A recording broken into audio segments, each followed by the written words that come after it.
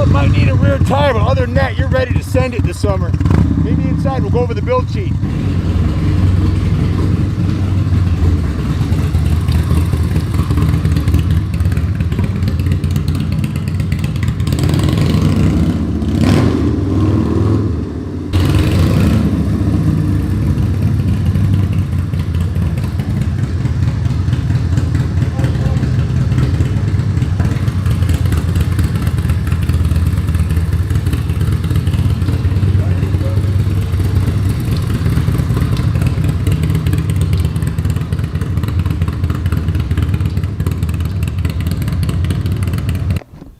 What's up, fellas? Those that know that this is the baddest ass motorcycle Harley Davidson ever made. This is the notorious FXR. If you talk to any of the stunt riders at East Coastin or any of the other clubs that do stunt shows on Harleys, it's a better handling frame than the Dyna. The Dyna Glide for a lot of different reasons. One, the rear swing arm is rigid mounted to the frame. Two, it's a tighter, smaller package. Three, it's a little bit lighter. Four, the steering geometry is a little steeper. Five, it vibrates less because of the FXR engine cradle design with the vibration isolation points is a little bit better design than on the Dyna. These were more expensive to make. They were harder for Harley Davidson to weld together. They cost more for them to build. That's why they went to the Dyna. Also, they wanted a more traditional FX style swing arm with the longer swing arm and lay down shocks. This has more of a European or British look with the shocks in the back, so they went to more traditional Harley design. But anybody, you look at most of the MCs, what are the guys riding? They're riding FXRs. The stunt riders, they want to be riding FXRs. I've owned FXRs since 1990. I bought my first one over 30 years ago. I've had all different types and flavors of them. I can tell you this package right here, this is the FXRS front end on this thing, where it has a triple disc brakes, and there's so many upgrades on this thing. I've got a one-page list to go over with you. There's about $25,000 invested in this bike, including the cost of the bike. The base bike, the guy that bought this paid $7,500 for a stock FXR, and then he went through the whole thing more than once. And I guess we'll start with the suspension and the package, then I'll get to the motor. One, it's got the original factory paint on the gas tank, which still looks excellent, which to me tells me the bike's never been wadded or crashed.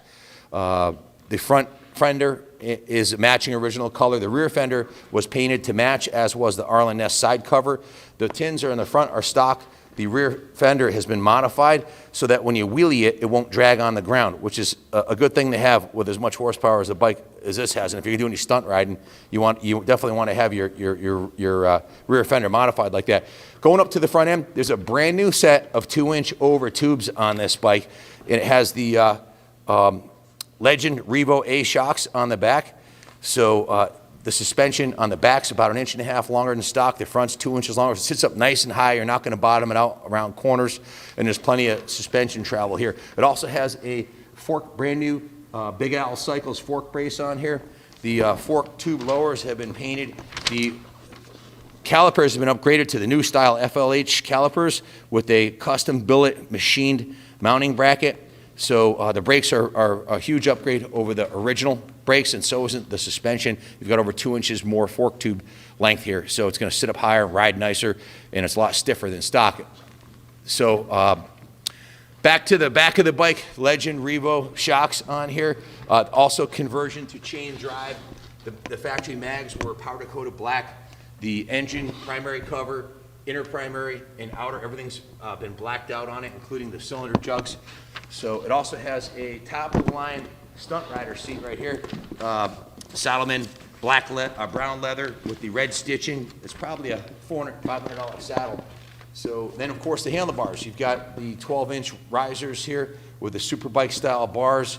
You've got the grips are safety wired on. Everything's blacked out in the top here. Everything from the headlight up has been custom blacked out. It has the mirror mounted on the bottom. Let me go to the engine now, because this is where the real magic is. This is where the real money was spent on this bike. The motor has a with less than 1,000 miles on the engine. It has a Dark Horse welded, plugged, and blueprint balanced crank, H-beam rods. It has 10.5 to 1 compression Wiseco pistons in the original cylinders, which were bored 80 over.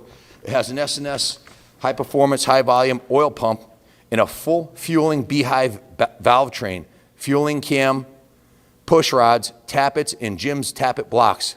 Full port and polish heads with custom valve seat profilings. And before I go any farther, let you know that none other than Tim Slater at X-Pro Performance in Columbia, Connecticut, built this motor last season, about less than 1,000 miles ago for the previous owner.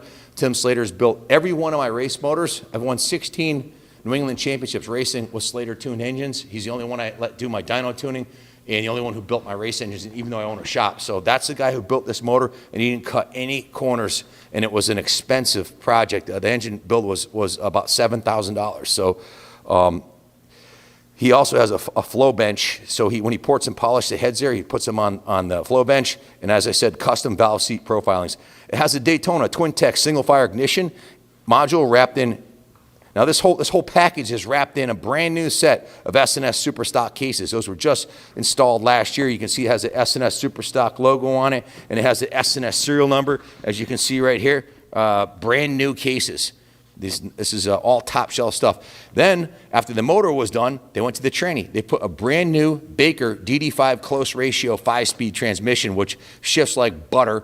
It can easily handle 140, 150 horsepower. You could drag race this thing all day long. You're not going to break the cases. You're not going to break the crank, the rod, the valve train. Everything's set up for high speed, high RPM racing. Or cruising all day long. It's not going to. This is the kind of motor that won't overheat sitting in traffic at Daytona or Laconia, because with S&S cases, they're real thick, lots of metal, and the same thing with the pistons. Rather than go with a like a 110 or a 113 cubic inch, which runs real hot, this is an 80 cubic inch motor, bored 80 over. Now, in the primary, not only is there a lot of magic in the transmission, but you go into the primary case, it has a full Barnett Scorpion clutch. That's a full Barnett Scorpion clutch pack, which can take dozens of drag runs without worrying about burning it up. It's the most durable clutch you can buy off the shelf for a Harley. Has a new primary chain tensioner block, stator, and compensator are all new, so everything in the primary is new. Again, the chassis has a Legend Revo A shocks, which are pretty much all the stunt riders are running those for good reason. You can jump this thing off a curb. You could jump this thing off a loading dock. I've seen guys do double jumps on motocross tracks with these things set up like this. It's like a big giant dirt bike with knobbies on it. If you can take it off road if you wanted to, stunt it, wheelie it, whatever you want to do. Or if you're an old dog like me and you just want to ride it on the road with both wheels on the ground, you're not going to blow this thing up no matter how hard you beat on it. The standard original Harley Davidson FXR chassis, the chassis alone on this thing's worth a bundle. And then you add up all these components here, and if you tried to build this bike yourself, go ahead and pick up some Craigslist turd that needs a carb clean for $7 or $8 grand, and then try to build this and call me back and let me know what you spend. You're going to be well over 20 grand. This guy put $25,000 into this thing. So the Legend Revo A shocks, of course, chain drive conversion, BBC. Look at the front motor mount right here. Kenny, can you zoom in right here? That's a Big Bear Chopper's front motor mount. After the younger generation, the 20-something wheelie boys, figured out that you can actually break the front engine cases because of the stock motor mount. It isn't as well isolated or as durable as this is a BBC. That motor mount alone's, I think, a $400, $500 option. I put one in my last Dyna build. They're awesome. And that keeps the engine nice and safe, and it's not going to move or break your cases. All new brakes, all new brake lines. It has the 99 and up control switches and housings up on the top here, so all the control switches and housings. There's another $500 right there. And then the dual disc front end with these 99 up brakes. These are the Y2K style brakes with true dual lines. You see the dual lines coming up right up to the junction, and 2-inch over fork tubes with progressive stiff springs and Speed Merchant preload adjusters. If you look up top here, you can adjust the amount of spring preload in here. The triple clamps have been painted black. The gauge package is painted black. The original factory paint job on a scale of 1 to 10 shines like a diamond. I'd give this an 8 or 9 for shine, and I don't see any scratches or big dents in it anywhere. There's one tiny little pea-sized ding in the front of the tank that I just noticed, and I've been crawling all over this bike for 3 hours since it got here. So one of my favorite all-time Harleys has the Arlen Ness side covers on it, painted to match with the rear fender, modified for high-speed wheeling. What else can I say, folks? Good luck finding a nicer FXR. This one's going to be sold at the auction with a lower reserve. It also has a windshield on here, which is, for all practical purposes, this is about the perfect height windshield. But when you want to cruise all day long and not have your teeth full of bugs, but you can see over the windshield.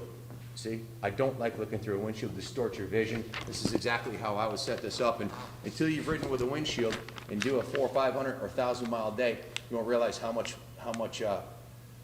more riding you can do with the wind protection. And if it starts raining out, you can duck underneath it and make it home. You know, tuck your knees in because it goes down pretty low. It'll give you a pretty much full upper body protection.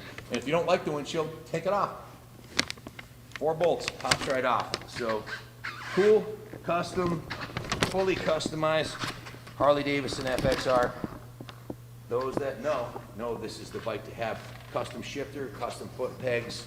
As I demoed when I pulled in here, the turn signals are LED turn signals mounted on the fork stalks and the rear shocks, so it looks super clean. You can't even tell there's turn signals on there. I didn't mention the exhaust system. If you're wondering, you're saying, hey, I've never seen an exhaust system like this. You want to know why? This is the only one.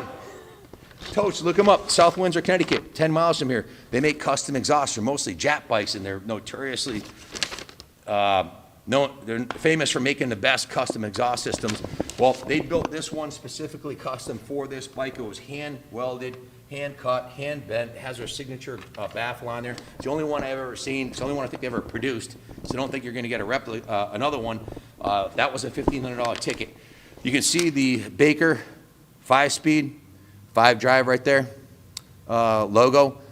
And on the top, it says, can you zoom in there and see where it says Baker? That's the Baker training.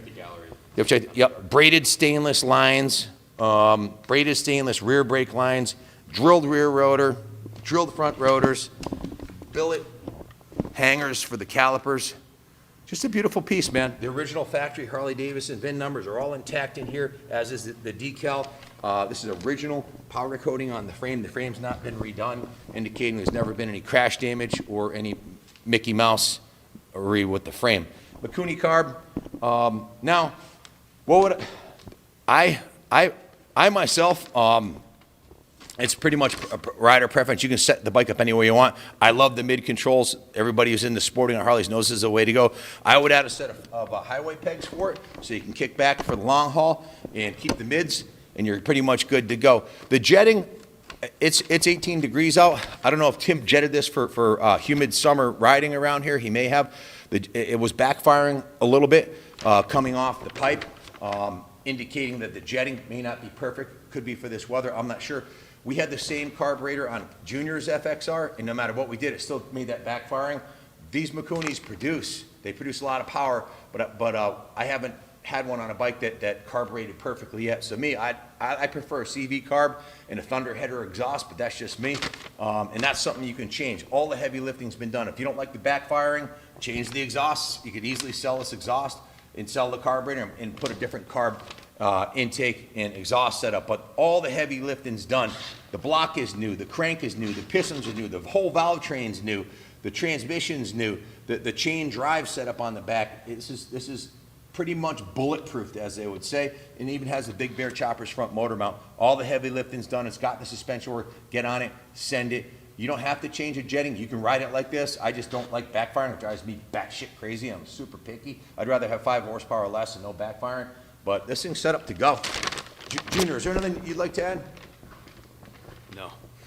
Now, guys, this is not my motorcycle. I'm selling this for the owner of Lee's Auto around the corner here. They sell cars and RVs, and the owner, his son, bought this over, and he's got another Harley. He just bought this one recently from the guy who had it built. Said he needed to sell it, so it's over here being sold. I think I pretty much covered everything. There's a good, clean title on you have the title in hand, right? Title in hand. Is there anything you'd like to add, or did I pretty much cover everything? Covered it all. That pretty much sums it up. New battery, brand new battery, just put in it yesterday, and also I forgot to mention new starter relay and battery yesterday. So it's pretty much ready to rumble, boys. So if you're looking for an FXR that's ready to rumble, get on this thing and go. Oh, the other thing too is you might need a rear tire. He did a couple hole shots out front there. So your front tire is on its last legs. Your rear tire is on its last legs. I'd say a new rear tire on there and a little fiddle farting with the jetting, and you're golden. Put a new front tire on it too, and you're good to go. But it's ready to go into a stunt show, wheelie contest, road racing, anything, canyon racing, right out of the box. Take it to the drag strip. I'll bet this thing will put a mid 11-second quarter mile down, no problem, well over 100 miles per hour. My seat of the pants dyno, my Harley's 105 horse. I'd say this is about the same as my Harley, somewhere around 100, 105 horse. It's an 88 cubic inch, maybe a little less, maybe 95, but it's a hell of a lot faster than the stock FXR with everything that's been done to it. There'll be a complete write-up on this in there, if you missed any of this, in the YouTube, in the eBay ad. So also check this out. It even has the stock Harley Davidson seat latch too, which a lot of people end up losing. That's like a $250 piece if you got to buy it from Elvis's place. Everything's nice and clean under there, folks. Nothing to hide on this one. It's been done right by the best in the business, Tim Slater at X-Pro. Thanks for watching. God bless Harley Davidson for making kick-ass bikes like this, and God bless America.